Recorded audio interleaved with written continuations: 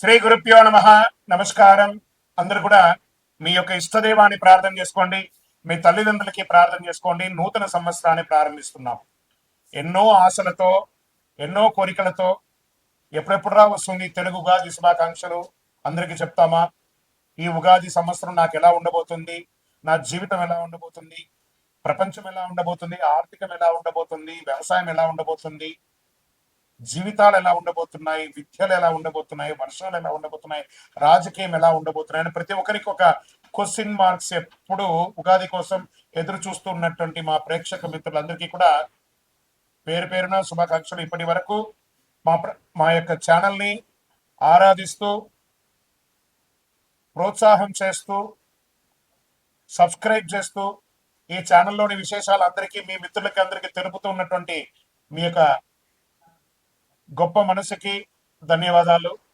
ప్రతి ఒక్కరికి కూడా పరాభవనామ సంవత్సర శుభాకాంక్షలు. ముందుగా మనం దైవ ప్రార్థనతో ప్రార్థన చేసుకుంటా. మీ ఇష్టదైవాన్ని ప్రార్థన చేసుకోండి. శుక్లాంబరధరం విష్ణుం శశివర్ణం చతుర్భుజం ప్రసన్నవదనం ధ్యాయేత్ సర్వ విఘ్నోపశాంతయే. గురుర్బ్రహ్మ గురుర్విష్ణు గురుర్దేవో మహేశ్వర గురు సాక్షాత్ పరబ్రహ్మ తస్మై శ్రీ గురవే నమ. ఇష్టదేవతాభ్యో నమ, కులదేవతాభ్యో నమ. స్వామి శరణమయ్యప్ప.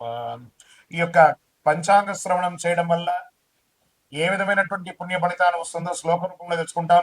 శ్రీ కళ్యాణ గుణవహం రిపుహరం దుస్వప్న దోషావహం గంగా స్నాన విశేష పుణ్యబలదం గోదాన తుల్యం నృణా ఆయుర్వృద్ధిముత్తమం శుచికరం సంతాన సంపత్ప్రదం నానా కర్మ సుసాధనం సముచితం పంచాంగమాకర్ణ్యత. మీ యొక్క పంచాంగ శ్రవణం చేయడం వల్ల జరిగే ఫలితాలన్నింటినీ కూడా మనం ఒక్కొక్కటిగా తెలుసుకుంటాం.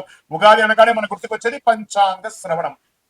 ఈ సంవత్సరంలో ఎవరు రాజాది నవనాయకులు ఉండబోతున్నారు, ఇవన్నీ తెలుసుకోవడానికి పంచాంగం యొక్క మహిమ తెలుసుకోవాలి. మన తిథిర్వారస్య నక్షత్ర యోగ కరణమేవ చ పంచాంగం ఇది విఖ్యాతి లోక సిద్ధాంత కారణం అన్నారు. పంచాంగం 5 అంశాలు: తిథి, వార, నక్షత్ర, యోగ, కరణం. ఈ 5 కలిసిందే పంచాంగం అంటారు. ఉగాది అంటే ఏంటి? యుగానికి ఆది. యుగ ఆది అంటే యుగాది. ఇక్కడ యుగం అంటే ఆది అంటే ఆరంభం, ప్రారంభానికి చిహ్నం అనేది ఉగాది అంటారు. జ్యోతిష్ శాస్త్ర ప్రకారం కాలం 60 సంవత్సరాలు ఒక పెద్ద చక్రం లాగా తిరుగుతూ ఉంటుంది. ఈ చక్రానికి ప్రముఖ నామాలు ప్రణవనామ సంవత్సరం నుంచి మొదలు పెడితే ఇప్పుడు జరిగే సంవత్సరం పేరు పరాభవనామ సంవత్సరం. ఈ 60లో ఇది 40వ సంఖ్య అనమాట. పరాభవం అంటే పరాజయంలా అనిపిస్తుంది అందరికి. చాలా మందికి అయ్యో ఈ సంవత్సరం అంతా పరాభవం ఉంటుందేమో అని. కానీ ఇది ఒక గంభీర శక్తివంతమైనటువంటి జీవితాన్ని నేర్పించే, ఒక అద్భుతాన్ని పాఠాన్ని ఇచ్చే ఒక సంవత్సరం అని చెప్పచ్చు. ప్రతి సంవత్సరంకి ప్రత్యేక శక్తి ఇస్తుంది. ఈ సంవత్సరం పరాభవనామ సంవత్సరం 2026 మార్చి 19 నుంచి పరాభవనామ సంవత్సరంలోకి అడుగు పెడుతున్నాం. పరాభవనామ సంవత్సరం గతంలో 1966 మరియు 67 వచ్చింది. బాగా గుర్తుపెట్టుకోండి. చూడండి, అక్కడ కూడా 6. ఈసారి కూడా 2026 2027 వచ్చింది. బ్రహ్మకల్పం ఆరంభమై రోజే ప్రభవ సంవత్సరం అంటారు. మొదటి ఋతువు వసంతం, మొదటి తిథి పాడ్యమి, మొదటి వారం ఆదివారం. ఆ రోజు సృష్టి ప్రారంభమైంది. అందుకే సూర్యోదయానికి తిథి ఉన్న రోజు ఉగాదిగా జరుపుకుంటాము. ఉగస్య ఆది ఉగాది అన్నారు. ఉగ అంటే నక్షత్ర గమనం. నక్షత్ర గమనానికి ఆరంభం ఉగాది అని అర్థం.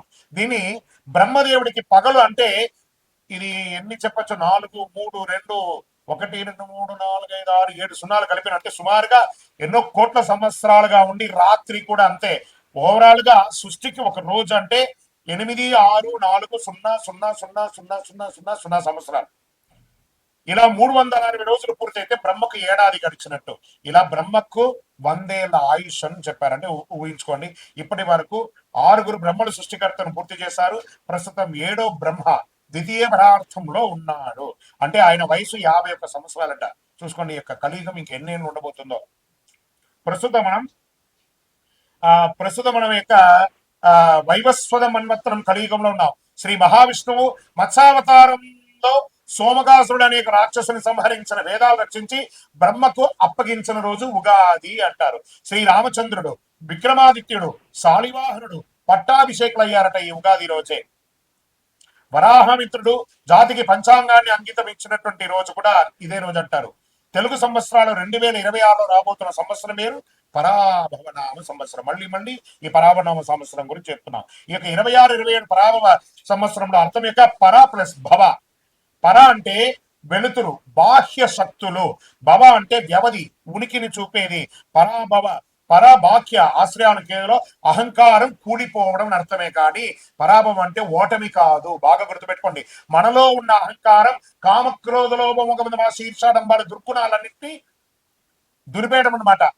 అదే ఈ యొక్క పరాభవంలో అహంకార మాయ భ్రమలో ఉన్న వారికి పరీక్ష సంవత్సరము అని కూడా చెప్పచ్చు. కలియుగ ప్రమాణం 4,32,000 సంవత్సరాలు.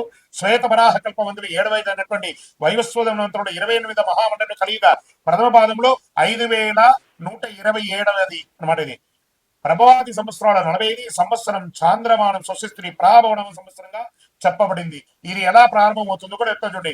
కలియుగ శతాబ్దంలో 5,127 శ్రీ ఆదిశంకరాచార్యులు ఉద్భవించినటువంటి 2,097. శాలివాహన శతాబ్దములు 1948. పసలి శతాబ్దములు 1436/37. ఫిజరీ శతాబ్దములు 1448-49. శ్రీ రామానుజాతిలో 1009. ప్రస్తుతం 26-27 2026-2027 ఉగాది అంటే మార్చి 19 చైత్ర శుద్ధ పాఠ్యం. ఈ రోజు పరాభరణ సంవత్సరం ప్రారంభం. చాంద్రమానాన్ని అనుసరించి జరుపుకునే ఈ యొక్క పండుగను కేవలం తెలుగు రాష్ట్రాలే కాదు, బెంగాల్, కేరళ, పంజాబ్, మహారాష్ట్ర, అస్సాంలో ఘనంగా జరుపుకుంటుంటారు. గడిచిన సంవత్సరం అందించినటువంటి విజయాలు నూతన సంవత్సరంలో కొనసాగాలి. గడిచిన ఏడాదిలో ఎదుర్కొన్నటువంటి ఇబ్బందులు నూతన సంవత్సరంలో ముగింపు పనికి కోరుకుంటూ ముందుగా పరాభవనామ సంవత్సర శుభాకాంక్షలు ప్రేక్షక మిత్రులందరికీ. శ్రీ పరాభవనామ సంవత్సరం సింహరాశి మిత్రులకి ఎలా ఉంది అని చూద్దాం. మిత్రులారా, మీకు శుభాకాంక్షలు. మఖా నక్షత్రం, పూర్వ పల్గుని పుబ్బా నక్షత్రం, ఉత్తరా నక్షత్రం పల్గుని వారికి మొదటి పాదానికి సంబంధించిన మీరు సింహరాశి వారికి అప్పటి గడుపుతున్నారు. మీకు ఒక చిన్న సూచన, సింహరాశి వారికి అష్టమ శని నడుస్తుంది. నాలిక మీద శని ఉంది. కాస్త మీరు ఒక మెట్టు తగ్గి ఉంటే బాగుంటుంది. మిగతా గ్రహాలు అనుకూలంగా ఉన్న శని నాలిక మీద కూర్చుంటున్నాడు, కొంచెం ఇబ్బంది పెడుతున్నాడు, జాగ్రత్త. అందులోనూ మొన్నటి గ్రహణం 3వ తారీఖున జరిగినటువంటి యొక్క గ్రహణం పుబ్బా నక్షత్రం మీదే వచ్చింది. కాబట్టి కొంచెం ఈ సంవత్సరం జాగ్రత్తగా, అందులోనూ మొదటి 90 రోజులు జాగ్రత్తగా ఉండాలని చెప్పడం జరిగింది. ఓకే. పరావరణ సంవత్సరం సింహరాశి వారికి పట్టుదల, నాయకత్వం, కీర్తి తీసుకొచ్చే సంవత్సరం. కొన్ని సవాళ్ళు వచ్చినా ధైర్యంగా ఎదురు చూసుకుంటారు. పోస్ట్ ఆగస్టు మీకు చాలా బాగుంటుందని కూడా చెప్పొచ్చు. ఇంకా శని భగవానుడు ఈ సంవత్సరం శని మీనరాశిలో 8వ స్థానంలో, అందుకే అష్టమ శని అని చెప్పి చెప్పబడింది, సంచరిస్తున్నారు. పనుల్లో ఆలస్యం, అనుకోని ఖర్చులు, ఓర్పు వ్యవహరించాలి. ఇది అష్టమ శని ప్రభావం కాబట్టి జాగ్రత్తగా ఉండాలి అని చెప్పారు. గురు భగవానుడు ఎలా ఉన్నాడంటే ప్రారంభంలో గురుడు 11వ ఇంట్లో ఉన్న జూన్ 2, 2026 గురు 12వ ఇంటికి, అక్టోబర్ 31 గురు జన్మరాశికి సింహంలోకి వస్తున్నారు. జనవరి 25, 2027 తిరిగి 12వ ఇంటికి కలుస్తున్నారు అనమాట. దీనివల్ల గురు భగవానుడు బాగున్నాడని ఇంతకుముందే చెప్పాను. ఆదాయం పెరుగుతాయి. అందులో రాజు గురు ఈసారి చాలా మందికి గురు భగవానుడు యోగాన్ని ఇస్తున్నాడు అనుకుందాం. ఆదాయం పెరుగుతుంది, గౌరవం పెరుగుతుంది, కొత్త అవకాశాలు వస్తాయి. సరే, రాహు కేతు యొక్క సంచారం సంవత్సర ప్రారంభంలో రాహు 7వ ఇంట్లో, కేతు జన్మంలో ఉన్నారు. డిసెంబర్ 6 రాహు 6వ ఇంట్లో, కేతు 12వ ఇంట్లో. దీనివల్ల వచ్చే ఫలితాలు అంటే శత్రువులపై విజయం. రాహుకేతులు కూడా యోగంగా ఉన్నారు. ఆరోగ్యం మెరుగుపడుతుంది. సమస్యల పరిష్కారం అవుతుంది. ఎప్పుడో ఒక శస్త్రచికిత్స అయినటువంటి వాళ్ళకి కూడా ఉపశమనం జరుగుతుంది అంటారు. ఎన్నో రోజులుగా ఆడవాళ్ళు పీసీఓడి కానీ గైనిక్ రిలేటెడ్ గా డిస్టర్బ్ అయిన వాళ్ళకి అందరికీ కూడా క్లియర్ అయిపోయి ఆరోగ్యవంతులుగా ఉంటారు కూడా చెప్పచ్చు.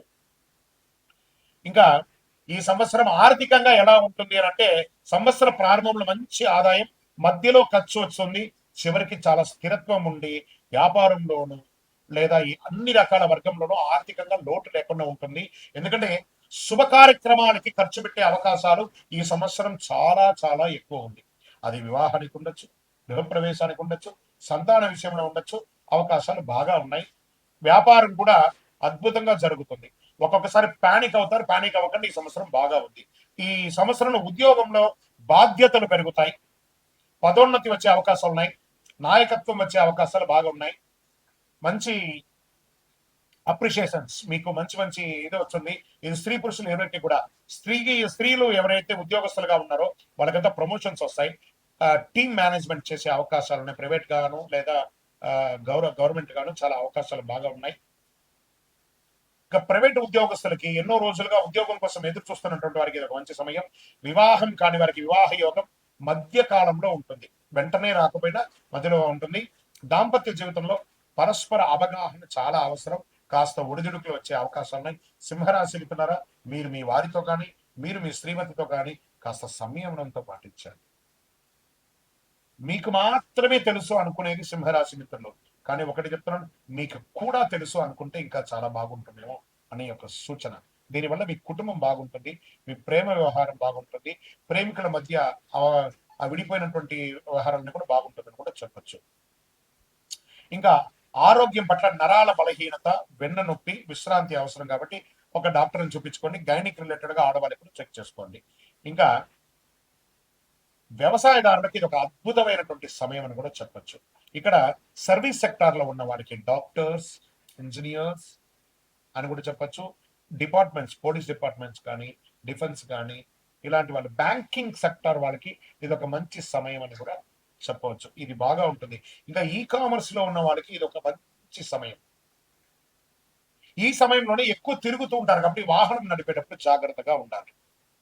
ఇంకా ప్రయాణాల ఆధ్యాత్మికమైనటువంటి యాత్రలు చేసే అవకాశాలు ఉన్నాయి. వృత్తిపరమైనటువంటి యాత్రలు చేసేటవి ఉన్నాయి. ఆ సమయంలో మీ యొక్క విలువైనటువంటి వస్తువులు జాగ్రత్త, అది మిస్ప్లేస్ అవ్వకుండా చూసుకోండి. తర్వాత మీ యూజర్ నేమ్స్, పాస్వర్డ్స్, మీ యొక్క ఏటీఎం పిన్ నంబర్స్, మీ డాక్యుమెంట్స్ ఇవన్నీ కూడా ఈ సంవత్సరం జాగ్రత్తగా ఉండాలి. ఒకటి మిస్ప్లేస్ అవ్వడం లేదా మిస్ అవ్వడం, దీని మీద లీగల్ యాక్షన్స్ కూడా తీసుకునే అవకాశాలు ఉంటాయి. కాస్త జాగ్రత్త పడండి. మీ పైన ఉన్నటువంటి లీగల్ కేసెస్ ఏమైనా ఉంటే మిశ్రమంగా ఉంది, అటు గెలుపు లేదు ఇటు ఓటమి లేదు, అలా లాగుతూ ఉంటుంది. ఇంకా నక్షత్ర ప్రకారంగా ఏ నక్షత్రం వారికి సింహరాశిలో ఎలా ఉంటారనేది కూడా చూద్దాము. మఖా నక్షత్రం గౌరవం పెరుగుతుంది, ఉద్యోగంలో పురోగతి, నాయకత్వ లక్షణం. ఇందులో రాజకీయ నాయకులు ఎవరైనా ఉంటే కూడా చాలా అద్భుతంగా ఉంటారని చెప్పచ్చు. పుబ్బా నక్షత్రం పూర్వ పల్గుని, ధనలాభం, కుటుంబంలో సంతోషం, శుభ కార్యక్రమాలు పెరిగే అవకాశాలు ఉన్నాయి. ఉత్తరా పల్గుని నక్షత్రం మొదటి పాదంలో ఉన్న వారికి కొత్త అవకాశాలు, పదవి ప్రభావం పెరుగుతుంది. సమాజంలో పెరిగే వారికి కొంచెం అనుకూలమైనటువంటి ఫలితాలు పొందే అవకాశం ఉన్నాయి. అదృష్ట సంఖ్య ఈ సంవత్సరం ఏదైనా ఉందంటే 1, 3, 9. అదృష్టమైనటువంటి రోజులు ఆదివారం, మంగళవారం. అదృష్ట రంగులు కేసరి మరియు బంగారు రంగం వారు. ఈ సంవత్సరం పరిహారం ఏమైనా ఉందంటే ఆదివారం రోజు సూర్యారాధన చేయాలి. బాగా గుర్తుపెట్టుకోండి. ఆరోగ్యానికి సంబంధించినటువంటి భాస్కరుడిని ప్రార్థించాలి. ఆదిత్య హృదయం ప్రార్థించండి. సూర్యుడికి అర్ఘ్యం నీళ్లు వదలండి, తులసికి నీళ్లు వేయండి, ఎర్రని పుష్పంతో అర్చన చెయ్యండి, గో పూజ చేయండి, గోవులకి ఆకుకూరలు, పండ్లు ఇవన్నీ కూడా పెట్టండి. మీ ఇంకను సకల దోషాలు తొలగి ఆనందంగా సంతోషంగా ఉండడానికి మీ యొక్క ఇష్ట దైవం, మీ కులదైవం దేవాలయానికి వెళ్ళి ఒక మట్టి మూకుడు తీసుకొని అందులో మీ వయస్సు ఎంత ఉందో అన్ని ఒత్తులు వేయండి, చుట్టూ వేయండి. అందులో ఆవు నెయ్యి, కొబ్బరి నూనె, ఆవ నూనె, ఇప్ప నూనె, నువ్వుల నూనె ఇవన్నీ కూడా వేసి మిశ్రమం చేసి ఆ దీపాన్ని వెలిగించండి. దీనివల్ల ఆరోగ్యం బాగుంటుంది, గ్రహ దోషం తొలగుతుంది, శనిగ్రహ దోషం తొలగుతుంది. ఇంకను అతి శక్తివంతమైనటువంటి స్వామి మాకు ఇంకా కొంచెం అద్భుతమైనటువంటి శక్తి కలిగించడానికి ఏమైనా ఇవ్వండి అంటే ఒక 48 రోజులు పూజ చేసి చండీ సప్తశతి పారాయణంతో సుదర్శన హోమాలు చేసి సుబ్రహ్మణ్య భుజంగా పారాయణం చేసి సిద్ధంగా ఉన్నటువంటి అతి శక్తివంతమైన కరుంగాళి మాలను ధరించడం వల్ల నరదృష్టి పోతుంది, ఆరోగ్యం బాగుంటుంది. కావాల్సిన సంప్రదించండి. ఇంకను మీ వ్యక్తిగత జాతకం తెలుసుకోవడానికి మీ పరిసర ప్రాంతాల్లో ఉన్నటువంటి గురువుల్ని సంప్రదించండి. గురుగారు ఈ ఉగాది సంవత్సరం నాకు ఎలా ఉంది. ఇక్కడ ఇంకో విషయం అంటే ప్రతి ఒక్కరు కూడా కొత్త సంవత్సరంలో జాతకం తెలుసుకోవాలి. మీ గురువు గారి దగ్గర సంప్రదించండి, లేదా మా దగ్గర తెలుసుకోవాలనుకుంటే ఈ యొక్క డిస్ప్లేలో ఉన్నటువంటి నంబర్కి మీ యొక్క పేరు, date of birth, time of birth, place of birth WhatsApp చేయండి. విజయం వస్తుంది.